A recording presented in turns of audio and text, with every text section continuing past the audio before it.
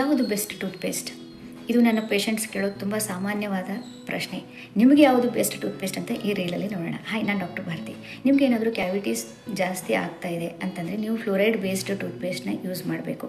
ಇದರಲ್ಲಿರೋ fluoride content ನಿಮ್ಮ ಎನಾಮಲ್ನ protect ಮಾಡುತ್ತೆ. ಹಾಗೆ ಇನಿಷಿಯಲ್ ಸ್ಟೇಜಲ್ಲಿ ಏನಾದರೂ ಕ್ಯಾವಿಟೀಸ್ ಇತ್ತು ಅಂತಂದರೆ ಅದು ಫರ್ದರ್ ಪ್ರೋಗ್ರೆಸ್ ಆಗದಿರೋ ಹಾಗೆ ತಡೆಯುತ್ತೆ. ಎಕ್ಸಾಂಪಲ್ ಹೇಳಬೇಕು ಅಂತಂದರೆ ಎಲ್ಸೆನ್ಸ್ ಆ್ಯಂಟಿ ಕ್ಯಾವಿಟಿ ಟೂತ್ಪೇಸ್ಟ್, ಆಮೇಲೆ ಎನಾಫಿಕ್ಸ್ ಆ್ಯಂಟಿ ಕ್ಯಾವಿಟಿ ಟೂತ್ಪೇಸ್ಟ್ನ ನೀವು ಯೂಸ್ ಮಾಡ್ಬೋದು.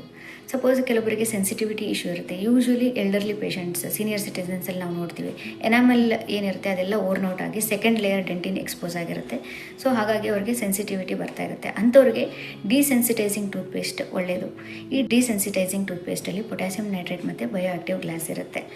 ಅದು ಓಪನ್ ಇರೋ ನರ್ವ್ ಎಂಡಿಂಗ್ಸ್ನ ಕಾಮ್ ಮಾಡಿ ಸೆನ್ಸಿಟಿವಿಟಿ ಫೀಲಿಂಗ್ನ ಕಡಿಮೆ ಮಾಡುತ್ತೆ. ಹಾಗೆ ರೀಮಿನರಲೈಸೇಷನ್ಗೆ ಸಪೋರ್ಟ್ ಮಾಡುತ್ತೆ. ಎಕ್ಸಾಂಪಲ್ ಹೇಳಬೇಕು ಅಂತಂದರೆ ಸೆನ್ಸೋಡೈನ್ ಆ್ಯಂಟಿ ಸೆನ್ಸಿಟಿವಿಟಿ ಟೂತ್ಪೇಸ್ಟ್, ಶೈ NM ಹಾಗೆ ವ್ಯಾಂಟೇಜ್ ಕೂಡ ಯೂಸ್ ಮಾಡ್ಕೊಳ್ಬೋದು.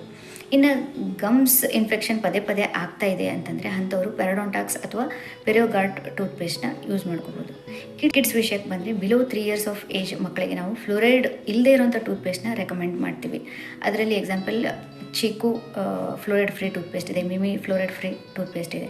ಅಬೋವ್ 3 years ಅಂದರೆ 3 ವರ್ಷಕ್ಕಿಂತ ಮೇಲ್ಪಟ್ಟ ಮಕ್ಕಳಿಗೆ ನೀವು ಫ್ಲೋರೈಡ್ ಇರೋಂಥ ಟೂತ್ಪೇಸ್ಟ್ನ ಯೂಸ್ ಮಾಡೋದು ಉತ್ತಮ. ಯಾಕಂದರೆ ಅದು ಎನಾಮಲ್ನ ಪ್ರೊಟೆಕ್ಟ್ ಮಾಡುತ್ತೆ, ಹಾಗೆ ಕ್ಯಾವಿಟಿ ಆಗದೆ ಇರೋ ಹಾಗೆ ತಡೆಯುತ್ತೆ. ಇದರಲ್ಲಿ ಉದಾಹರಣೆ ಹೇಳಬೇಕು ಅಂತಂದರೆ ಪೆಡಿಫ್ಲೋರ್ ಮತ್ತು Cheerio are the best toothpaste. ಕಮೆಂಟಲ್ಲಿ ಬೇಬಿ ಪೇಸ್ಟ್ ಅಂತ ಕಮೆಂಟ್ ಮಾಡಿ. ಮಕ್ಕಳಿಗೆ ಹೇಗೆ ಬ್ರಷ್ ಮಾಡಿಸೋದು, ಎಷ್ಟು ಅಮೌಂಟ್ ಆಫ್ ಟೂತ್ಪೇಸ್ಟ್ ಇದ್ದರೆ ಒಳ್ಳೆಯದು, ಅದು ಕಂಪ್ಲೀಟ್ ಗೈಡ್ನ ನಾನು ನಿಮ್ಮ ಜೊತೆ ಶೇರ್ ಮಾಡ್ತೀನಿ. Thanks for watching.